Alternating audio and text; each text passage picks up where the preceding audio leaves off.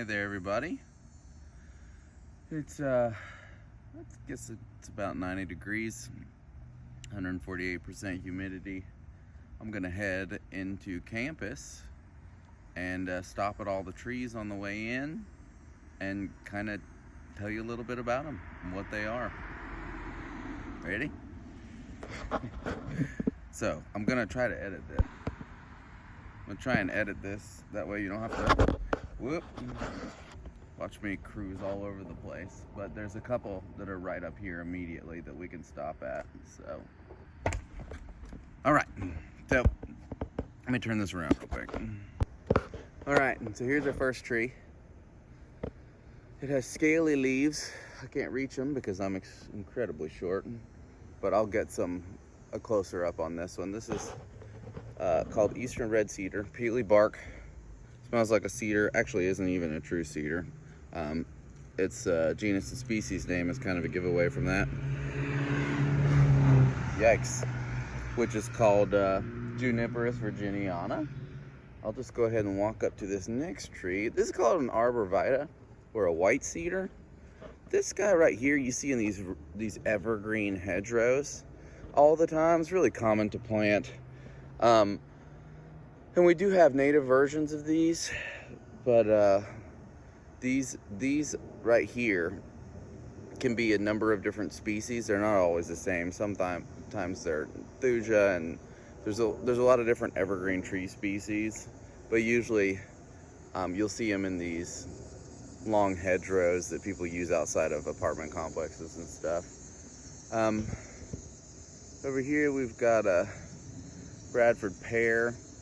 We've talked a little bit about the blooms that you see on those in the springtime. And I'll get some closer views of the leaves as we get into campus and cross trees that you'll typically see. You see also over there, oh well, we've got a southern magnolia. We'll get closer on those.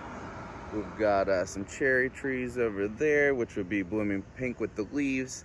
And then of course, blooming right now, towards the end of summer, are crepe myrtles, which really interesting. The same guy that named our state wildflower, the Carolina lilies, named those, or brought those here rather, Andre Michaud. So anyways, hop back on the board and we'll head into campus.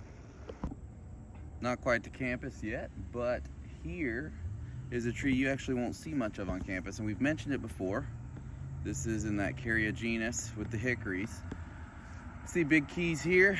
We've got a single bud. Actually, let me turn this around. Got a single bud right there, and then this rachis or stem coming off of it, and you can see this is a single leaf. This is a compound leaf. Here we've got pecans, as they say in the South, or pecans, if you want to sound elitist and northern about it. I'm from Bermuda, so I have no idea which one is proper. So Carya illinoisensis, remember coming from that, I believe Algonquin word that is, literally just means nut. We've got some, oh, they're just about ripe. So hopefully the people who own this tree in this yard don't get mad at me. But here we've got some pecans in this compound leaf tree, in that hickory genus. Okay, we're just on the front entrance to campus, right across from Southern Road, in front of Robinson Hall. Some incredibly loud truckers right here, but there's a tree right here I really want to show you. It's called a persimmon. I can see if I can flip this around. Hold on. So you see up there, we've got some what will eventually become persimmon fruits that are not quite mature yet. They'll turn into these little orange fruits. Hopefully I'll be able to stop by later and show you guys, but this is what one of the leaves looks like. Very simple. We've got a smooth entire edge, very basic, kind of some notable bark, large and knobby. Persimmon trees will grow in the worst areas ever. And like I said, they're kind of unremarkable unless you see the orange fruits on them. So we'll try and come back and get those later. But this is the only one outside of the gardens that's on campus right here. in front of this parking lot beside Robinson Hall. Okay, next we're probably somewhere that you would need a map to find on campus, because a lot of you guys only go directly to and from your classes, and so you're not overly familiar with a lot of areas you don't typically go. So behind me, you'll see this sign is the Johnson Band Center, and then Robinson Hall is a little bit further beyond that. I feel like a weatherman. And then Stores is right over here somewhere, which is that architecture building you may have noticed, and we'll go, there's some cool trees planted in there as well. But right here is kind of this naturalistic area where you haven't had a lot of clearance just to put in landscaping. So I can show you a lot of cool things back here. So this, one of the more obvious heart-shaped leaves in the southeast. This is Eastern Redbud. Heart-shaped leaf, it has that purple bloom in the spring. Cercis canadensis. The blooms, I think, are used in teas and whatnot. There's all kinds of cool facts in your in that tree guide I wrote for you guys for the trees you commonly see on campus about each one of these species. So, heart-shaped leaf, single stem, simple leaf, smooth edge. Big key, because there are some jagged edge or some serrated heart-shaped leaves in the southeast as well. Eastern Redbud. Here we have a maple leaf, kind of looking like one of those leaves on the Canadian flag, right? And this is a southern sugar maple, so this is Acer floridanum.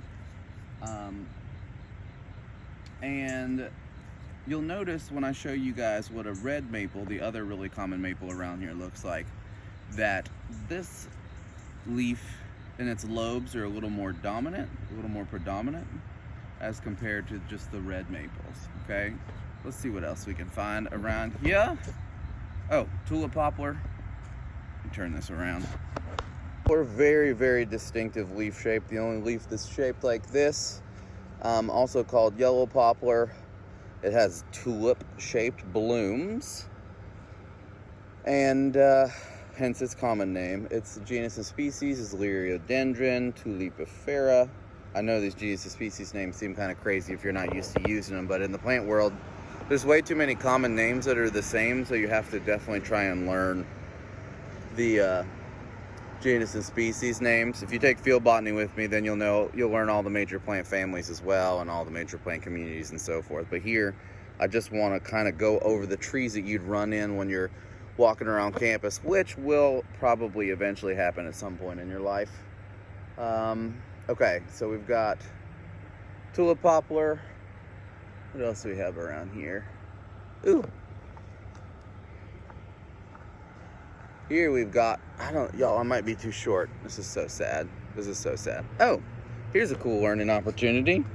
This right here, this is Virginia creeper. It's got 5 leaves. It's a vine, climbs up trees. Now, if you see a vine that has 3 leaves on it, what is it? It's poison ivy, right? So just want to kind of let you know the differences between those two. There's all these silly phrases to try and remember, leaves of 3, let it be, and so forth, that try and help you remember the difference, because Virginia creeper and poison ivy grow in the same places all the time. Here is Eastern Redbud again, that heart-shaped leaf, hopefully easily identifiable. Let's see what else we can find. These little shrubs and stuff we'll leave alone. This is actually pawpaw. This grows a fruit similar to papaya, but this is just a baby and not enough sun to ever probably put out fruit. Asamina triloba, but there'll probably be better pawpaw examples. If not, I can always go to the one in the garden and show you. We've got a patch or 2 in there. More sugar maples. Oh, this tree I was gonna show you, which I don't think I can reach the leaves of. Maybe I'll pause this and try and jump up. Hold on. All right, I was able to jump up high and get some leaves. So, focus. So the leaves are kind of unremarkable, you guys. They're smooth up top, which is actually an important characteristic. You want to touch the top, they're smooth. They're slightly serrated. These have been eaten and are all mauled, so they're kind of hard to distinguish the differences here. Um, the real distinguishing feature here, so this is Celtis levigata. This is southern sugarberry, but there's a species that looks very similar to it that's called hackberry. And the distinguishing characteristics here are that these Celtis genus species have this really knobby bark. And you typically find them in flood zone areas and stuff like that. They're called bottomland species. But hackberry, sugarberry, hackberry Celtis occidentalis, but in the south you see this sugarberry more often. Has the smoother adaxial, or the top of the leaf surface, compared to the hackberry. But giveaway here, you see some bark that looks like this, usually going to be sugarberry. All right, we kind of hit a little jackpot area. I love when this happens, when you get a lot of different species right next to each other. We've got a little patch here that's got all kinds of cool stuff. This shiny green evergreen leaf you see all over the place in the form of these giant green evergreens. Giant green evergreens. This is magnolia, or Magnolia grandiflora. Also, people tend to call them southern magnolia, but there's some confusion with that common name. So this you'll see in the form of these giant trees outside of buildings and urban landscapes throughout the South. It's got this really shiny leaf surface, and it can be fuzzy underneath, but it depends on where this species is growing and how much it has to adapt to that sun. So here we've got really distinguishable features. We kind of got heart-shaped leaves with these, but they're serrated, and we've got these weird mitten-shaped leaves. And when you've got this combination, that's a mulberry. So this is Morus rubra, or red mulberry. Now, you can find a tree called a basswood that has just these heart-shaped leaves that are serrated, but does not have these mitten-shaped leaves right here.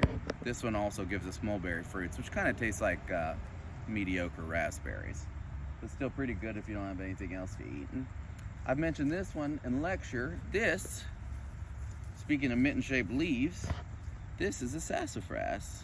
So if you can see these kind of trident-shaped leaves, another very distinctive leaf shape right here.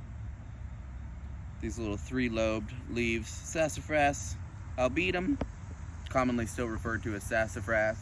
This is very, very, very important to early settlers in America. The roots were dug up and used to make medicines and soaps, and essentially the first root beer as well.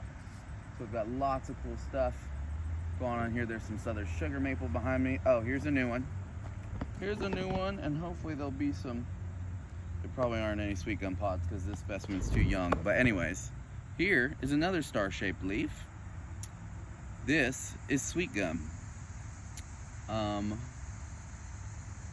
It's kind of easily confused with maple, but these lobes have these slight serrations around them if you look really closely, right there.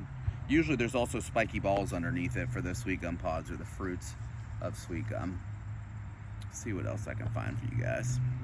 Now here's a non-native that you see everywhere.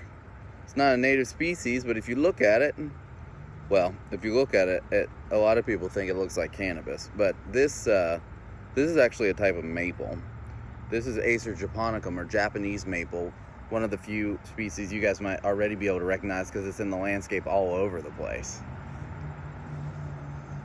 Let's see what else we can find. Another new one. Small serrated leaf. Kind of a giveaway here is the top is what we call scabrous. It kind of feels like a scab. Honestly, avoiding all the like fancy nomenclature or whatever, this feels like paper mache. It's very rough and papery. And the leaves are really small relatively, honestly, compared to other leaves. For example, these leaves are tiny. And this is American elm, Ulmus americana. I keep trying to remember to give you guys the I don't think I told you guys the genus and species on the persimmon. Yeah, maybe not. That one's Diospyros virginiana. Diospyros means fruit of the gods. If you ever eat a persimmon, you'll either love it or you will think it is whatever the opposite of the fruit of the gods is. It is a very strange flavor. What else we got in here? Oh. Nope. More, really solid example of elm. So elm has a lot of variation in it. It can be kind of small. It can be bigger when it's younger. Kind of a more confusing thing about tree identification, you guys, is that younger trees tend to have larger leaves because they're trying to grow quickly to adulthood, right? So they're putting a lot of energy and investment in that. Here we have a cherry tree right here.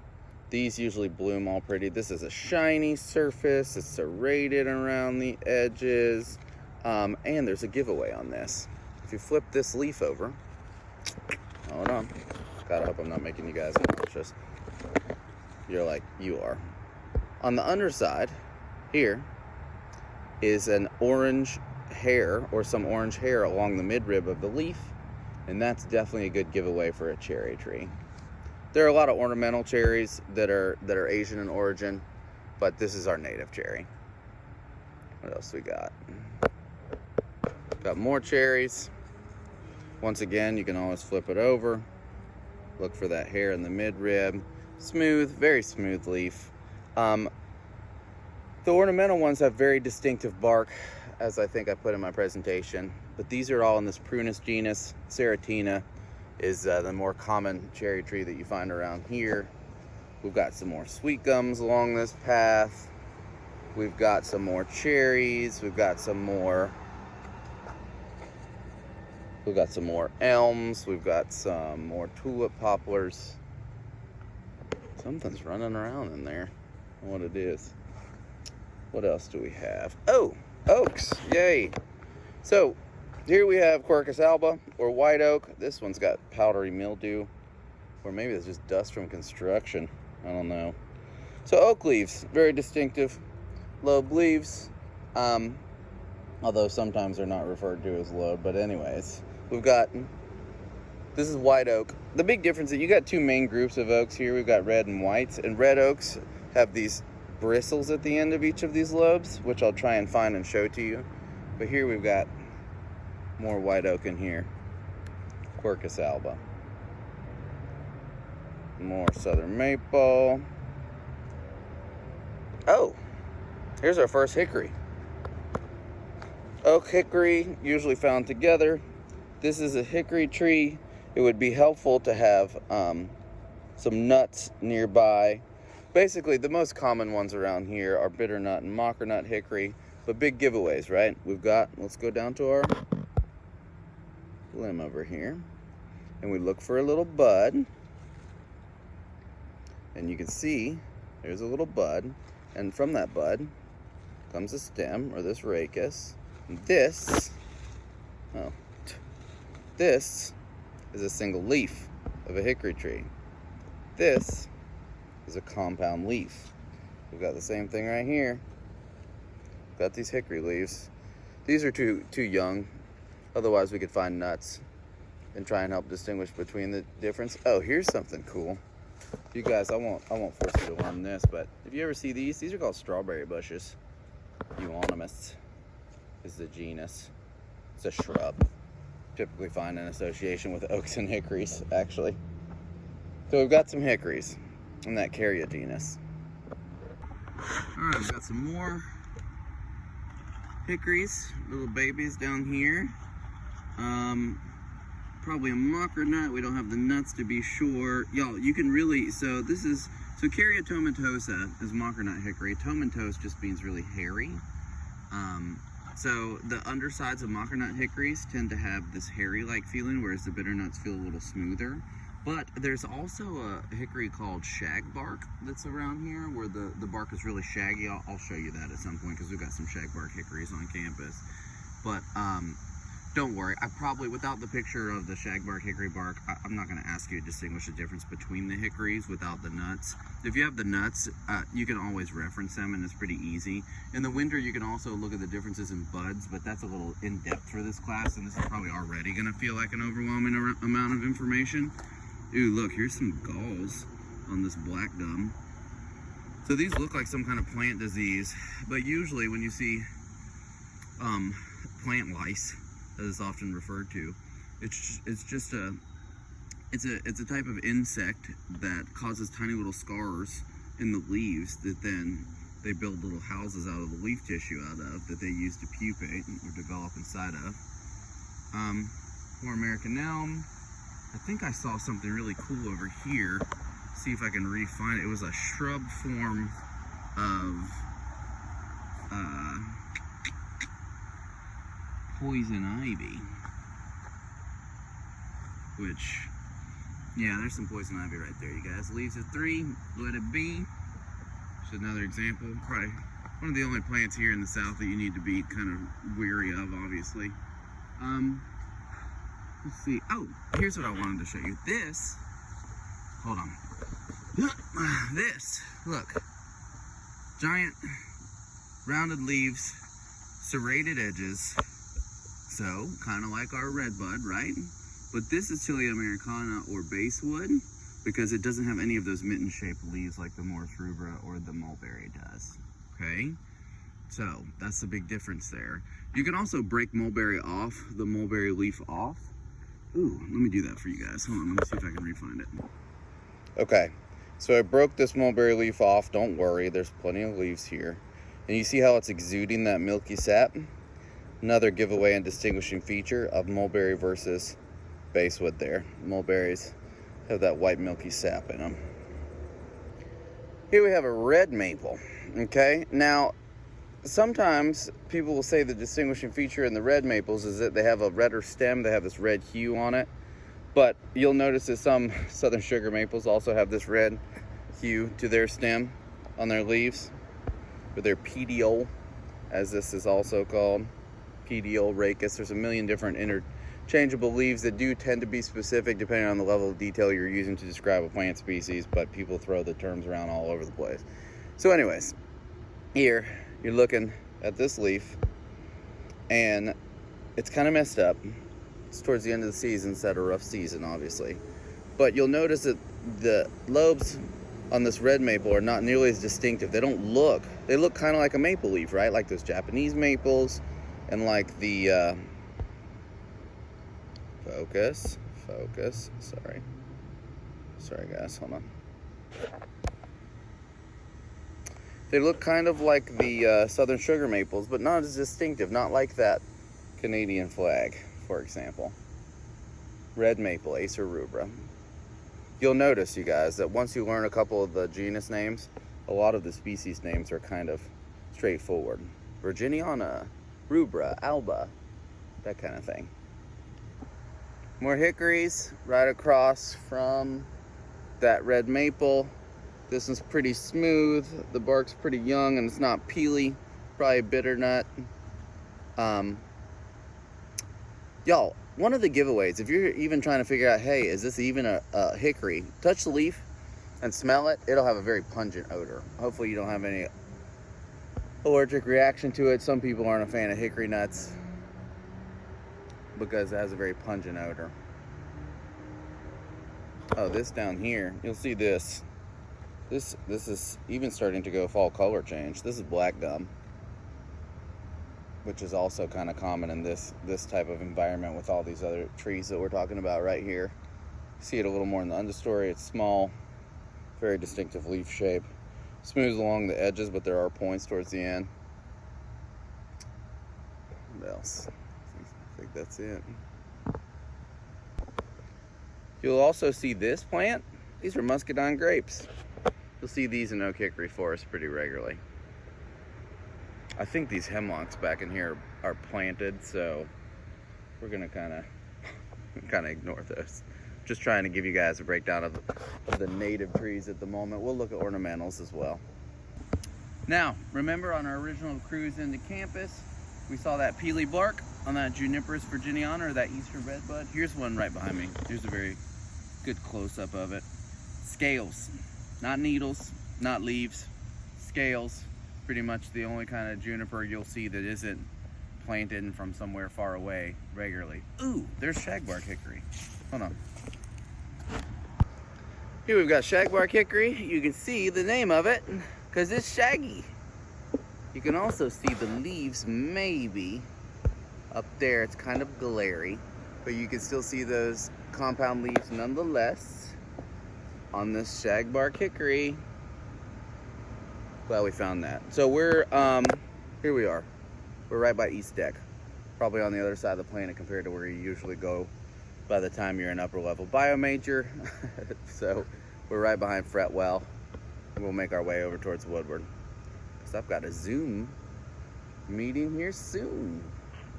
Okay, so here we are between Fretwell and Denny. Ooh, there's a cool sign I made.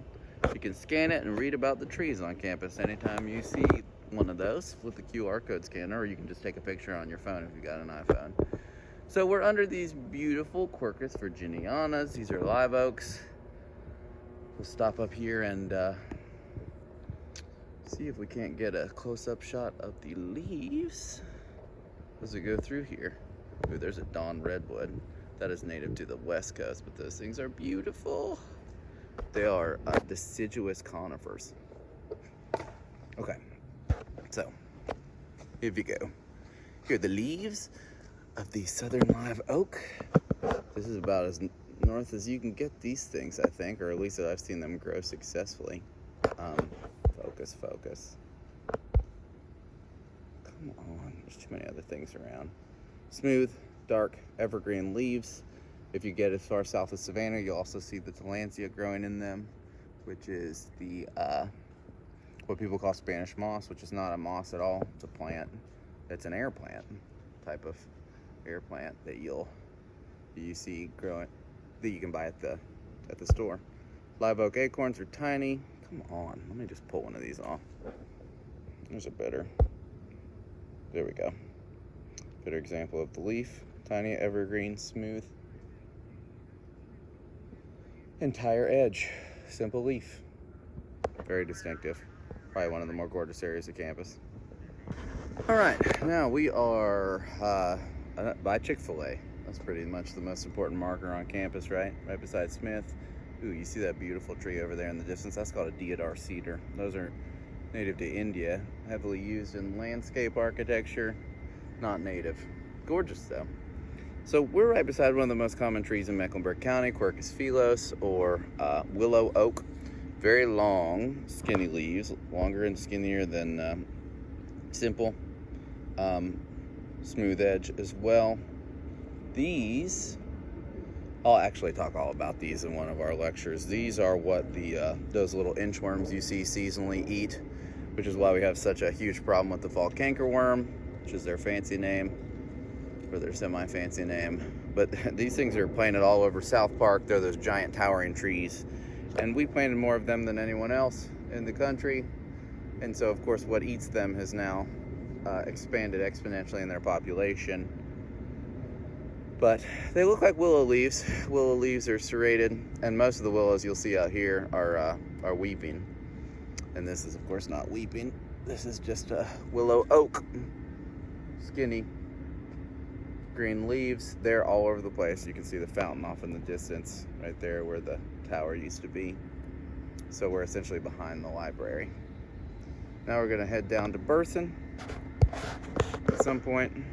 Maybe not today, since it's, I guess, about 114 degrees at this point. Y'all, these are hollies. These are called Nellie Stevens hollies, which is just a cultivar that was bred for horticulture and urban landscapes. Okay, here's a distinctive hickory. There's the sign for Burson through there to the bike racks. Here we've got a hickory with smaller hickory leaves. I believe this is a pignut hickory. Yeah. And this is a good place to come and gather hickory nuts if you want to come scope those out and be guaranteed to find some. We've got some, y'all, if you see all these oaks on campus, it looks somewhere in between a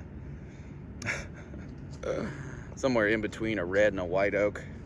It's because we have, these are tricky. These can be lots of things. This is probably scarlet oak. There are post oaks if the leaf looks like a big plus sign.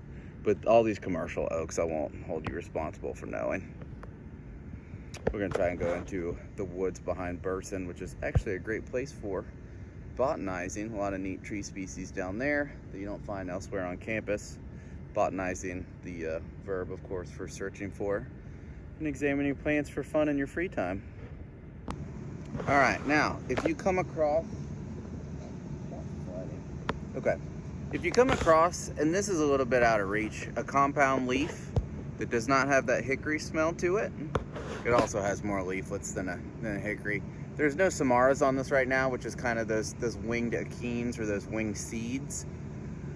That's kind of a giveaway for Fraxinus americanus, or the white ash. This is a white ash tree right here. We're right behind the library. Some crepe myrtles are everywhere. Thanks, Andre Michaud, for discovering, quote unquote, our native wildflower and bringing the most important landscape species to America. It's very nice of you. So anyways, here we've got white ash. You can see over there's something else with compound leaves. We'll go look at one of those a little closer. There's one at the bottom of Burson. It's a walnut tree. Hey, so we've got I'm probably standing somewhere I shouldn't be. This is, I don't know. Here we are behind the library still. Behind, yeah, I guess the library is kind of the easiest landmark. There's those hammocks there that are apparently illegal to use during COVID. Oh, that one doesn't have caution tape. Maybe those are just in bad shape. Anyways, we've got a sugarberry with the actual berries on it, because this is a mature specimen.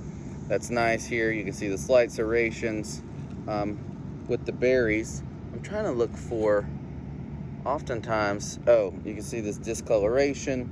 These leaves are also oftentimes infected with plant lice. Oh, you guys, these are the worst. You see these tiny little fuzzy things? Watch, we'll make them move. Come on. Come on. Go away. Those are woolly aphids. They infect trees all over the place. You'll see them, they eat stuff, and then they eat plant material, and then they poop it out, and then it leaves this black, sticky, sugary stuff that then black mold grows on, which is oh, you can see it. You see that blackness on the limbs of this sugarberry up here? This poor thing is struggling. Oh, hey, here's something that's good. This is an actual willow. We've got, let me see if I can reach this without hurting myself. Yeah. You've got a long skinny leaf, kind of like that willow oak. If you look closely here, there's serrations on that edge. Yep. What else we got? I thought there was, oh, here's this black mold I was telling you guys about on the leaves. You can see it on the surfaces of these leaves down here. Ew. Yeah, on these elms. Oh, here's red oak. I gotta keep an eye on my skateboard so no one steals it. Okay, red oak. Northern red oak, Quercus rubra. You see, it's got points on the ends of its lobed leaves. More American elm. Right down here behind the library. Feeling like paper mache.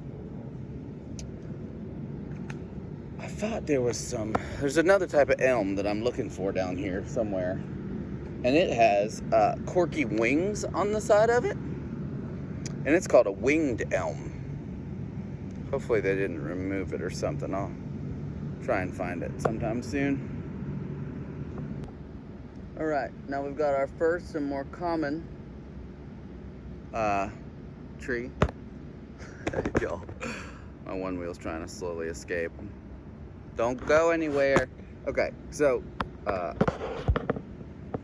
me see if I can jump up. Grab it. Okay, so here we've got bipinnately compound. This is pretty much the only bipinnately compound you'll see regularly on campus. Albizia julibrescens. This is called the mimosa tree. It's got a lot of common names. It's got this beautiful pink blooms.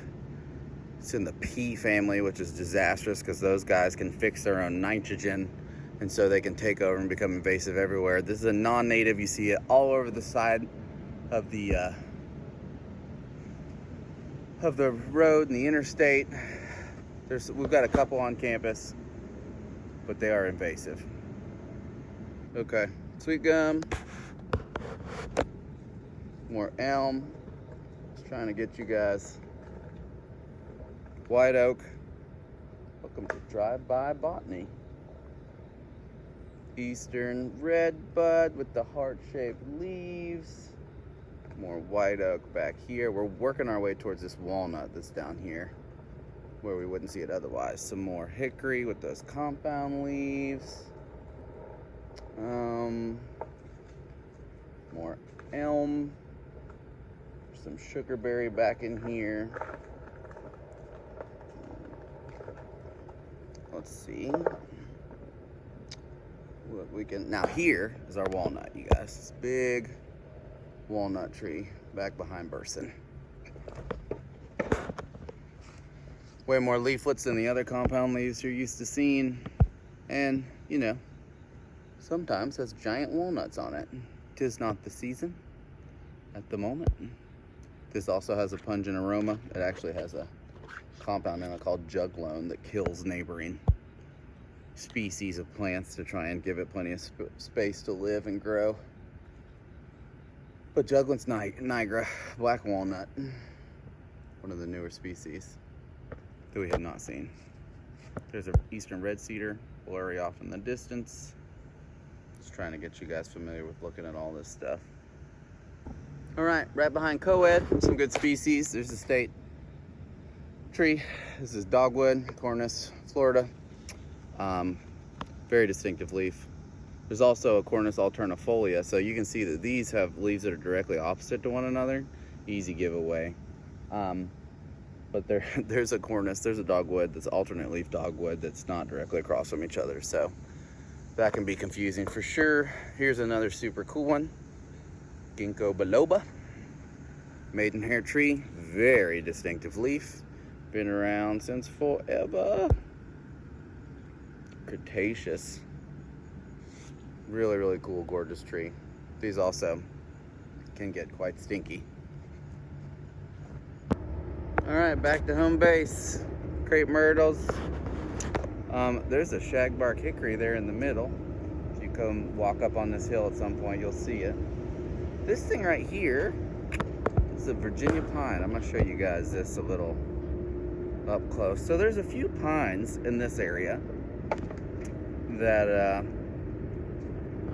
are distinctive. And honestly, to get into all of them, you need a ruler and some of the bark and the needles and some of the cones. But the more common ones on campus are Virginia pine, Pinus virginiana, which is confusing because it has a shorter needle. So let's pull this off.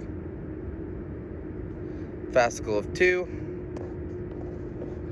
And this is another confusing rule. Some pine fascicles are usually like 2 to 3 or 3 to 4 or 3 to 5. So there's a lot of variability.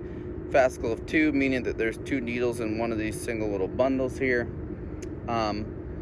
Virginia pine has smaller and shorter pine needles than shortleaf pine, Pinus echinata, which is another common one on campus. Off campus, there's a bunch of them. There's loblolly pine, Pinus taida, and there's longleaf pine, which we'll talk about when we discuss conservation science.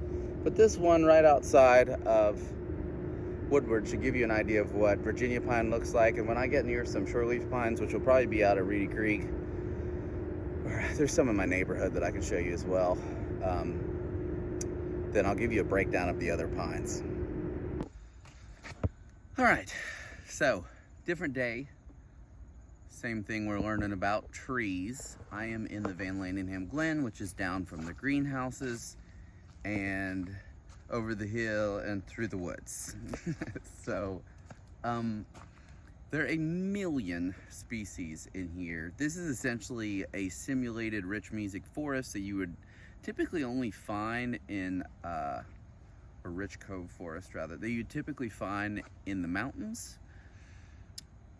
But we've got a creek coming through here, and there's lots of